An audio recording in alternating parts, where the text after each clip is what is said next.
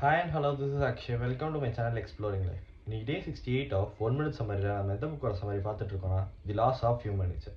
அந்த புக்கோட 16th லா இன்னும் பார்க்க போகிறோம். 16th லா என்னன்னா தி லா ஆஃப் ஜென்ரேஷனல் மயோஃபியா. இந்த லாவில் நம்ம ஆத்தர் என்ன சொல்கிறாருன்னா ஜென்ரேஷனோட சேஞ்சும் ஒரு சொசைட்டியோட சேஞ்சும் ரெண்டுமே ஒன்று தான் அப்படின்றத சொல்கிறாரு. ஏன்னா ஒரு ஜென்ரேஷன் சேஞ்ச் ஆகும்போது ஆட்டோமேட்டிக்காக அந்த சொசைட்டியுமே சேஞ்ச் ஆகும். ஏன்னா அந்த ஜென்ரேஷனில் இருக்க பீப்புள் அந்த சொசைட்டியை மாற்றிடுவாங்கன்றத ஆத்தர் சொல்கிறாரு. நம்மள நிறைய பேர் ஜென்ரேஷன் சேஞ்ச் ஆக அந்த ஜென்ரேஷனோட ட்ரெண்டுக்கு ஏற்ற மாதிரி மாறிக்கிறோம். ஸோ அப்படி மாறுறதுனால நம்மள நிறைய பேரோட கண்ணை மறைக்குது அந்த ட்ரெண்ட் செட். அது மறைக்கிறதுனால நம்ம நிறைய நல்ல விஷயங்களை பண்ணாமல் தவிர்க்கிறோம். அப்படி இருக்கக்கூடாதுன்னு ஆத்தர் சொல்கிறாரு. நம்மள ஒரு சில பேர் அந்த ட்ரெண்ட் செட்டில் இருந்தாலும் தன்னோட ஒர்க்கில் பர்ஃபெக்டாக இருப்பாங்க. ஸோ நம்மளும் ட்ரெண்ட் செட்லேயும் இருக்கணும், நம்ம பர்ஃபெக்டாகவும் இருக்கணும். தேங்க்யூ.